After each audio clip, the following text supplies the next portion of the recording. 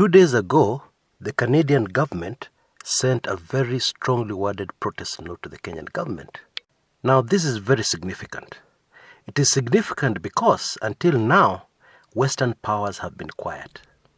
During the electioneering period, which we have just come out of, there are so many atrocities that were committed against the people of Kenya. Apart from the massive fraud, the Western powers were quiet. Children were killed, they were quiet. The Supreme Court was bullied openly. Western powers were quiet. TV stations were shut down in Kenya. Okay? Now, there was a very interesting response from the American government. They started off their statement by condemning the Raila Odinga's decision to take a presidential oath.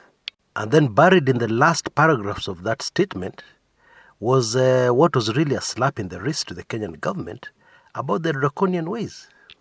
But now, for the first time, we have a major Western power saying it as it is.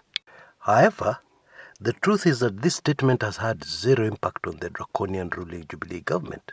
Already we know the direction which the Jubilee government is taking. It is setting up structures borrowed from the old communist systems. Structures designed to ensure that everybody toes the line, or else, you don't even get basic services. Now, I can hear you asking now, Chris, where are you getting that from?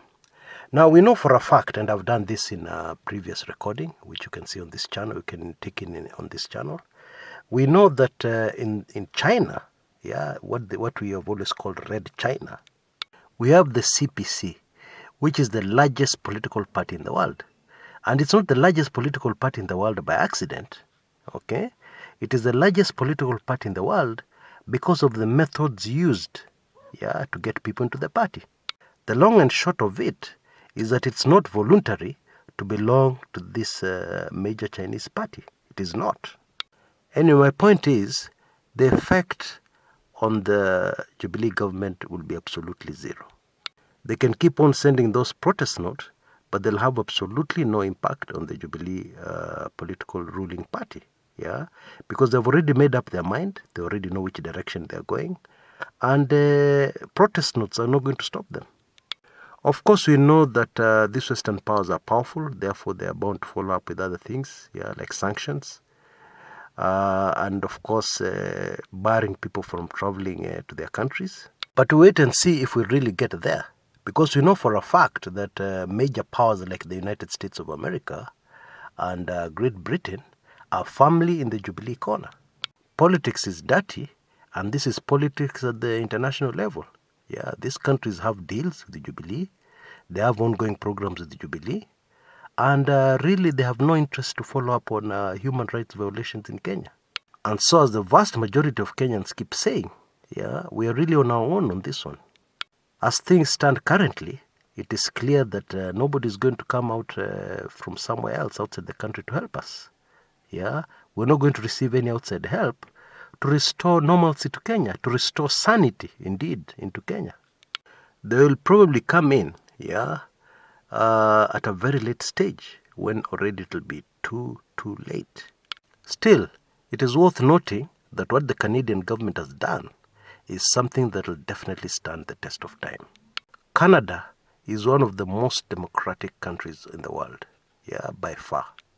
Canada is a country which firmly believes, in what we have seen in history, that indeed immigrants have made many countries great.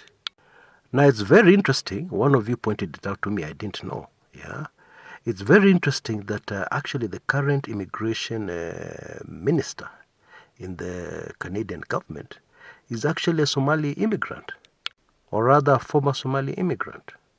Now, this sends a very firm message. Appointing such a person sends a very clear message to the world, that Canadians in this age, when everybody wants to throw out immigrants, when everybody is firmly shutting their borders against, to stop immigrants coming in, and I'm talking about major Western powers, Canada says, fine, we're not going. It's not a free-for-all.